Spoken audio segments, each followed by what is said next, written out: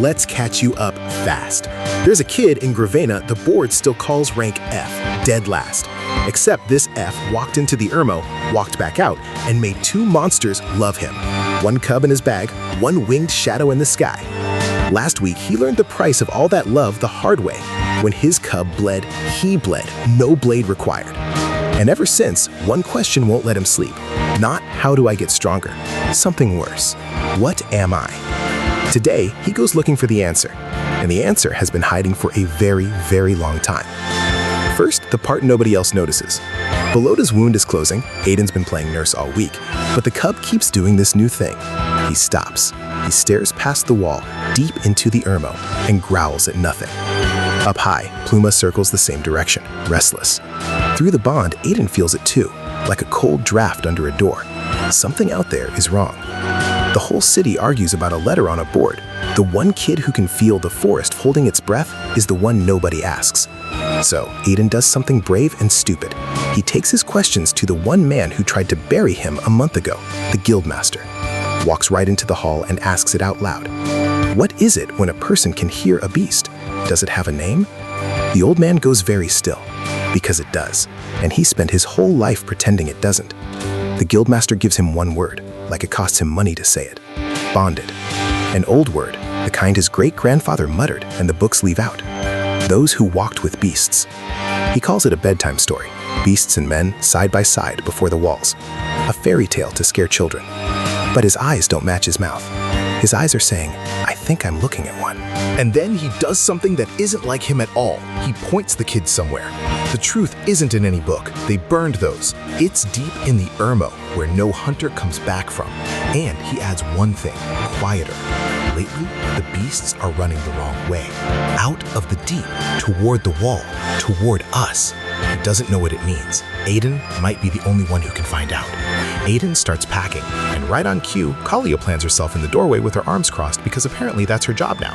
Last time he walked into the Ermo on a bad feeling, she nearly didn't reach him in time. She's not doing that again. She thinks the whole thing is a death wish dressed up as a field trip. She's also already got her bow. That's the deal with these two now. That night, on the wall, the cub won't settle. Edan sits with him in the dark, changing the bandage one more time, and makes him a promise the ranking board would laugh at. I'm not going out there to get stronger, he tells the trembling little thing. I'm going so you stop looking at the dark like that, so none of you have to be afraid anymore. Belota headbutts his hand. Deal. Dawn. They go in, Edan, Kalia, the cub riding shotgun, and Pluma overhead like a very reluctant tour guide. Because here's the thing about the Sky Cat, she came from the deep Erlo. Whatever they're walking toward, she already ran from it once, and she's flying them straight back into it.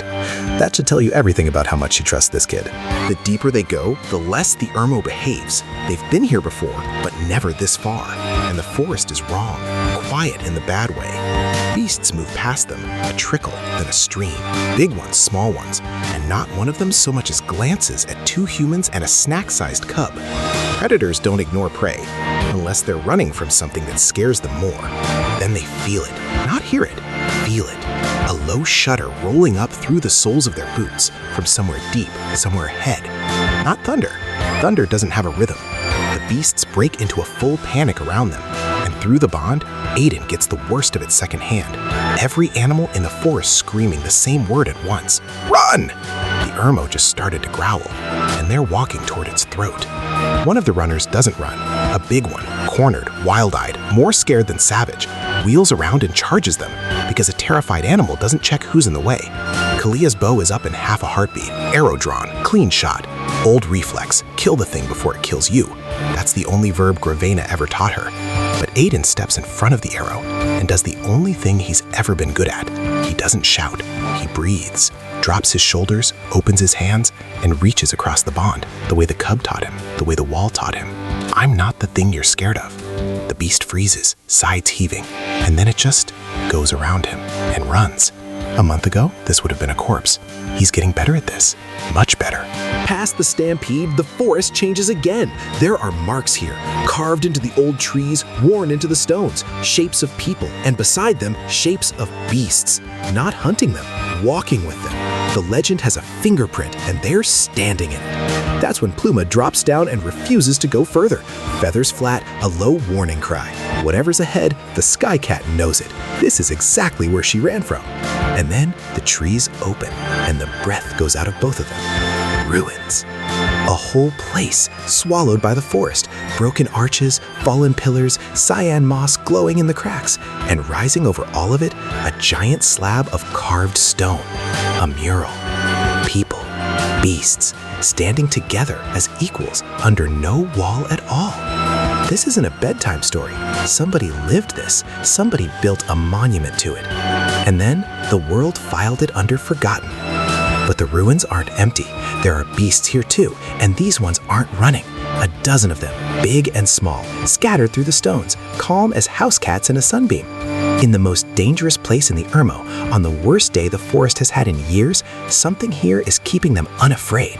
Edan and Kalia stop dead because beasts don't do calm, not unless someone is holding the quiet for them. And then the someone stands up, an old woman, rising out of the middle of them, like she's just another rock the moss grew over. Beasts part around her without a flinch.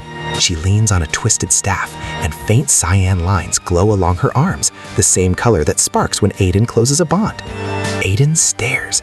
He has spent his whole life thinking he was a one-of-a-kind freak, and here's a living, breathing answer standing in the ruins, looking right back at him. She looks at him for a long moment, at the cub, at the Sky Cat, at the boy in the middle, and something crosses her face that hasn't been there in years. Recognition. Bonded, she says, like she's testing whether the word still works. It's the first time anyone has said it to his face instead of behind his back. The whole forest seems to hold still to hear it. She comes closer and reads him the way he reads beasts, and what she finds stops her short. 2. The cub in his bag, the cat in the sky. 2 living bonds in someone this young? She tells him she's never felt that in one so new to it. 2 hearts that aren't his, beating in his chest, and the boy is still standing, still smiling, still soft. To her, that isn't strength. It's something far rarer and far more breakable. And then she gives him what the world burned. Once, she says, there were no walls. People and beasts didn't split the map between them. They shared it. The bonded walked the open world beside creatures the size of hills, and nobody called it a miracle because it was just an ordinary day. An age of gold where the strongest thing a person could do was understand. So what broke it? People did. Somebody worked out it's faster to kill a thing than to learn it, faster to fear it than to feel it. A blade makes a trophy in an afternoon. A bond takes a lifetime. So the world chose the blade. They hunted the great beasts for glory, and they hunted the bonded who stood in the way, because a person who loves a monster looks an awful lot like a traitor once you've decided the monster has to die. The rest is just paperwork, she says, bitter. The winners always write the story. Bonded stopped meaning friend and started meaning witch. The walls went up. The Ermo became a border instead of a home, and the handful who lived hid so deep the truth shrank into a word grandfathers mutter and don't explain. She's the last one she knows of. The end of a line the world is proud to have forgotten. Edan asks the question that's been burning a hole in him since last week. The pain, when the cub bled and he bled with it. Is it always like that? The old woman's face goes somewhere far away. Always, she says. You feel their joy, so you feel their fear. You feel them live, so you feel them die. Every bond is a gift with a knife inside it. That's why she's alone out here. She didn't run out of beasts to love. She ran out of room to lose them. She looks at him then, really looks, and Edan realizes she isn't seeing him. She's seeing herself 60 years ago, back when she still smiled like that. And it scares her, because she knows how this story goes. The world doesn't kill what it understands. It kills what it doesn't. It did it to her whole people. And a soft-hearted boy with 2 bonds and no idea how to guard them is exactly the kind of thing it likes to break. But she doesn't only hand him fear. She gives him the first real lesson of his life. The pain will drown you, she says, if you carry it instead of share it. You don't take their hurt from them. You stand in it with them. Feel beside, not instead. It's a small thing, the way breathe is a small thing when you're drowning. Edan closes his eyes, puts a hand on the cub, and for the first time, the ache has a shape he can hold. A teacher, He's never had one of those. And then the ground growls again, harder. Dust sifts down off the ruins. The calm beasts flatten their ears as one. And the old woman's whole manner changes. The teacher is gone, and something older and graver takes the wheel. She didn't bury herself at the bottom of the Ermo for the peace and quiet. She came down here to listen, because she's the only one left who can hear what's waking up. What's coming, she tells him, is not a beast. Not the kind they hunt anyway. The beasts aren't attacking Gravena, they're fleeing to it, throwing themselves at the wall because whatever's rising from the deep is worse than anything on the other side. She doesn't know its name, she knows its size, big enough that the entire Ermo is trying to leave. A wave is coming, and the city is going to mistake the refugees for the disaster. She won't come with him. The world still wants her kind dead, and an old woman walking out of the Ermo would only speed that up. But she gives him the only thing she has left to give, the name of what he is, the truth of where he came from, and the job. He's the only person inside that wall who can hear the danger coming. The catch, she says, with something almost like pity. They're going to need you, boy, and they are not going to listen to you. They walk back out of the Ermo with a lot more than they came in with. Edan came looking for a label and left with a lineage, a people, a history, a teacher, and a deadline. He's not a glitch, he's not alone, or at least he wasn't, once. The worst hunter in Gravena just found out he's the last chapter of the oldest story in the world. Funny how heavy good news can be. Callie is quiet most of the way home, which for Kalia is its own kind of alarm. She believes him, she's seen too much not to, but she's also the one who says the thing they're both thinking. A wave is coming, the whole Ermo is running from it, and the only person who knows is a rank F the city treats as a joke. How exactly, she asks, do you warn people who've already decided you're nobody? Back in Gravena, the Guildmaster watches the kid walk out of the Ermo alive, out of the deep, where he sent him half hoping he wouldn't return, and he sees it on the boy's face. He found it. The story was true. The old man pointed at a fairy tale, and the fairy tale pointed back. For a man who runs the world on rules, that's a very bad day. He files it away, the way he files everything, and says nothing yet. And somewhere behind a tall window, a patient woman hears the interesting parts. That the F-rate boy vanished into the deep Ermo and came back changed. That the beasts are acting strange. Lady Verena doesn't care about waves or legends.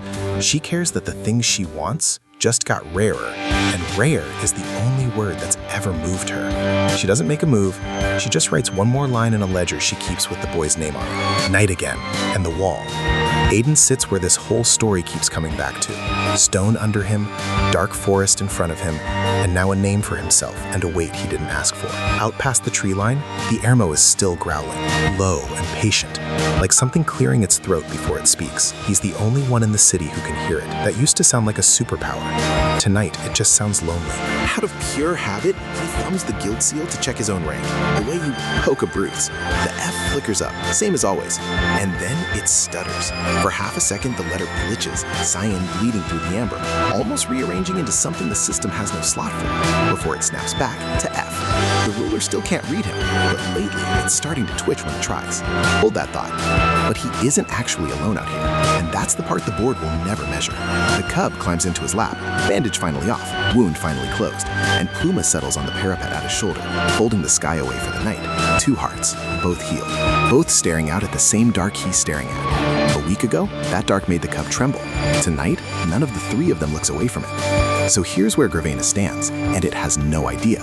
A wave is rising out of the Ermo. The only person who can hear it coming is the boy they all agreed was the weakest in the city. A rank F with two beasts, an old woman's warning, and a name older than the walls. They won't listen to him until it's far too late. They never do.